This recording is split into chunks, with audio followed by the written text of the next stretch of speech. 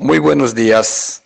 Por segunda intervención en esta universidad, el Kairos de Dios, el pastor Samuel Ríos del país de México, de la bella isla Mujeres en el estado de Quintana Roo. Ahora, para exponer el don de profecía. Y quiero aprovechar al máximo el tiempo, ya que hay un problema de la profecía en la actualidad. Surgen tres preguntas. ¿Qué es el don de profecía?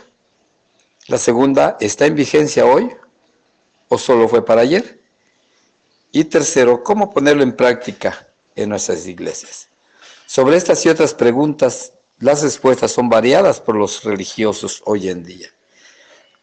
Muchos cristianos pentecostales responden que la profecía es una palabra del Señor que trae dirección divina a detalles específicos a sus vidas, proporcionándoles mucha edificación personal y una vida devocional de oración en la presencia de Dios.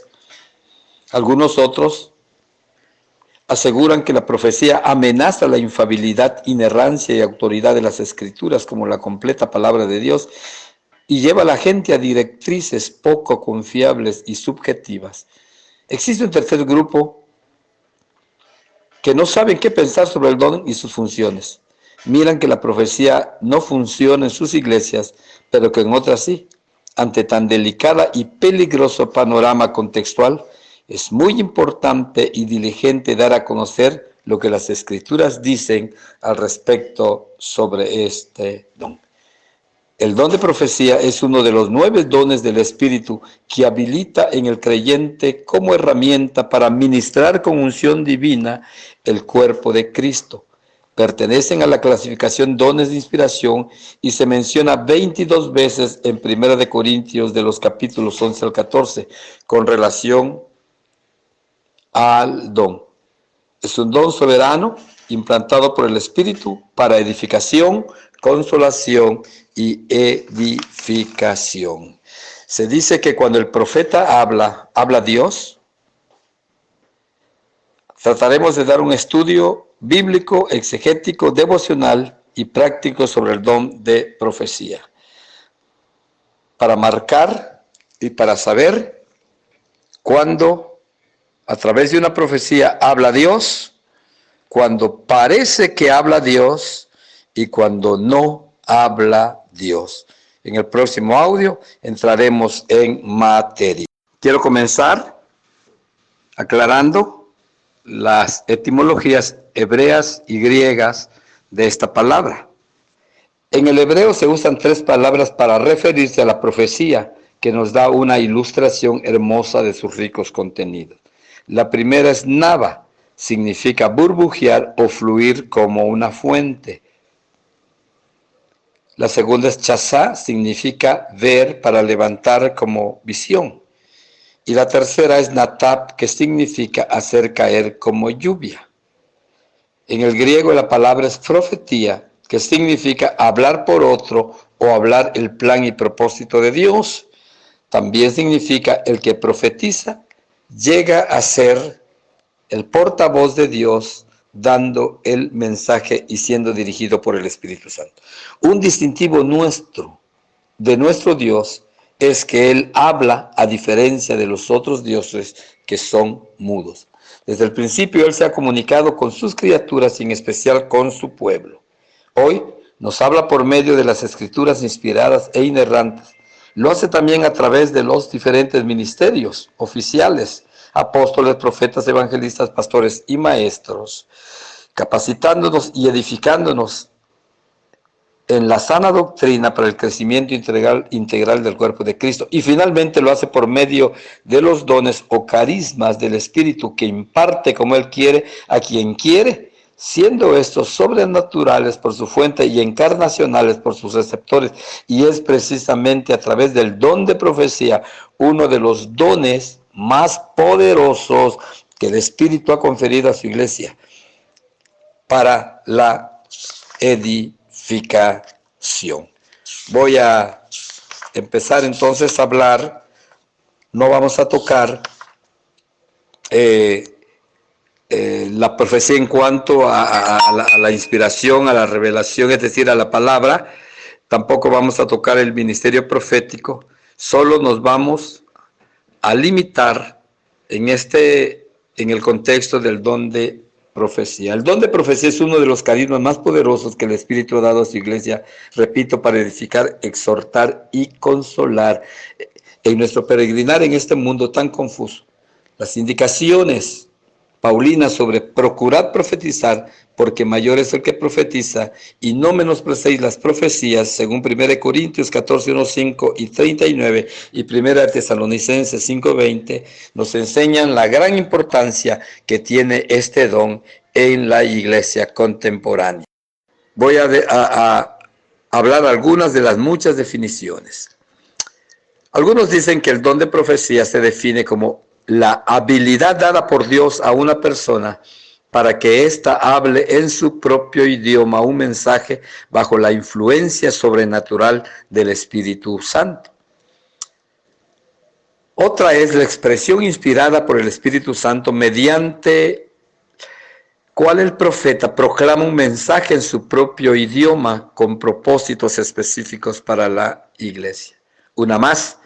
Es el Señor ministrando directamente a su pueblo a través de sus vasos, dando un mensaje en el idioma materno. Sin embargo, la ignorancia, temores y abusos sobre el don de profecía han privado a la iglesia del gran valor que éste tiene y que representa para ella, haciendo a un lado y evitando su función que edifica, exhorta y consuela a su iglesia. Quiero hablar también de cómo funciona y los contrastes que existen en el don de profecía. Lo que no es, profecía no es para administración de la iglesia ni para aplicar diferentes disciplinas. Tampoco es el don de interpretación de lenguas, ya lo van a explicar. Solo quiero decir que a este le anteceden lenguas, pero a la profecía no. No es un mensaje dado por Dios para avergonzar al oyente. Algunos toman que la palabra exhortar significa avergonzar, cuando la palabra exhortación es recordarnos lo que se nos está olvidando. Lo que es el don de profecía es el Señor ministrando a su pueblo a través de sus siervos inspirados directamente en el idioma materno. Mediante este don, el Espíritu ilumina el progreso del reino de Dios, revela los secretos del corazón de las personas y pone a los pecadores bajo convicción, según 1 Corintios 14, 24, 25. Tiene un propósito específico, pues debido a que en el Antiguo Testamento el ministerio profético se basaba en predecir eventos futuros, creemos que en el Nuevo Testamento la profecía se refiere a lo mismo, pero agregando que algunas cuestiones diferentes. La profecía tiene una triple función. Pablo dice en 1 Corintios 14, 3, pero el que profetiza habla a los hombres para edificación, exhortación y consolación. Podemos decir entonces que la profecía en la actualidad es una variedad de mensajes espontáneos, inspirados por el Espíritu en una lengua conocida para el que habla y también para los que escuchan, para edificación o construcción, especialmente en la fe, exhortación o recordación para seguir adelante en fidelidad y amor, y consolación o confortación que da ánimo y reaviva la esperanza y la expectación. Y quiero explicar estas palabras que aparecen en 1 Corintios 14, 3, específicamente edificación, exhortación y consolación. Primeramente, dice que edifica.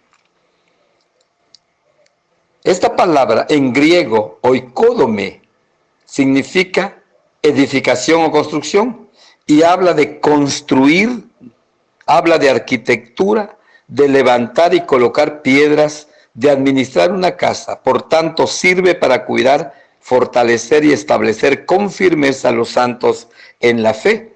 Y hay citas bíblicas, Hechos 20:32, Mateo 16:18. Edificación es el resultado de varias actividades dentro del cuerpo de Cristo y no solo del don de profecía. Algunos ejemplos. La disciplina aplicada a la iglesia produce o debe producir edificación, según de Corintios 10:8, 13, 9. No dar motivo ofensivo a otros por las cosas que comemos produce edificación, Romanos 14:19. Negarse a sí mismo para beneficio del prójimo produce edificación, Romanos 15:2. Los actos de amor edifican a los demás o contribuyen a su desarrollo, 1 Corintios 8:1. En realidad, todo el lenguaje, pensamiento y conducta cristiano deben ser para edificación, según Pablo a Efesios 4:29. Este término general que se refiere a todo tipo de aportación al crecimiento, madurez y consolidación de la vida cristiana colectiva y particular, y la profecía es una de esas actividades que contribuyen a la edificación, crecimiento y consolidación de la iglesia. Prosigo con la palabra exhorta. Exhortación viene del griego paráclasis. Esta palabra habla de excitar, alentar, llamar, recordar, prevenir o advertir algo. Es decir, la insistencia a alguien para que haga algo, según 2 de Corintios 8:17, 1 de Tesalonicenses 2:3. Sin embargo, tiene menos fuerza que un mandato, pues Pablo contrapone este verbo en sentido de exhortar con el verbo que significa ordenar. Esta segunda palabra analizada no es entonces muy restringida en su sentido, y así permite incluir dentro de la profecía una variedad de tipos de habla que traiga a los oyentes a veces consuelo, otras edificación y a veces exhortación. En su función de exhortación son mensajes que aconsejan, alertan, previenen del pecado, llaman a acercarse a Dios, instan a una acción futura y llaman a prepararse para enfrentar ciertas pruebas. La otra palabra, la tercera palabra es consolación. La palabra consolación en el griego es paramutia o paracleto.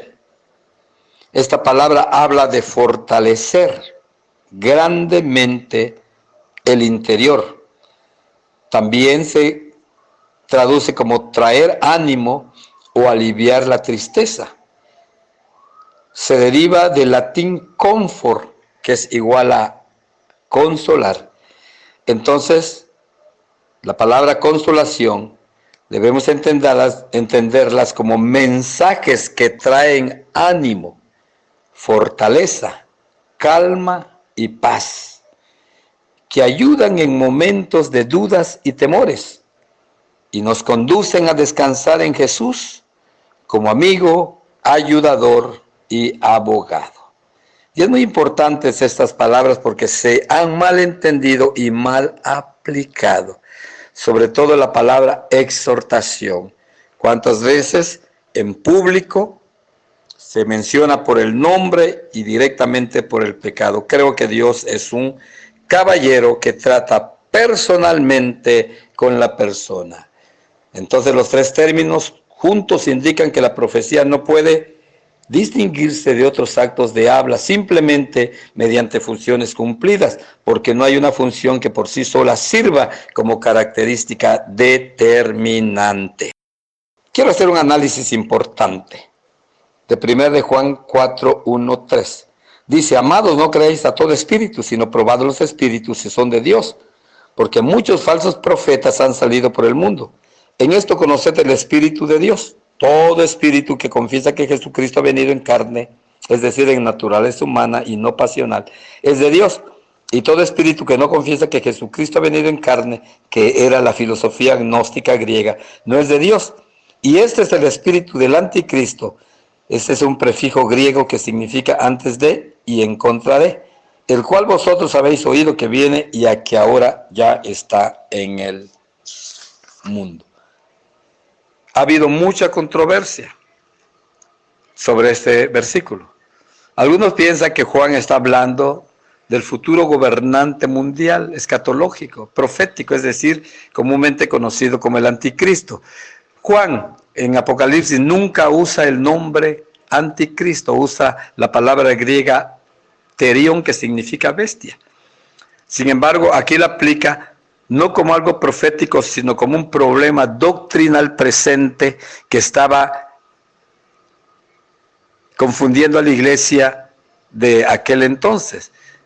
La gnosis griega decía que la materia es mala y el espíritu es bueno, y que si Jesús tenía cuerpo, entonces no era Dios, porque la materia había ensuciado su espíritu. Y si era Dios, su cuerpo era etéreo, fantasmal.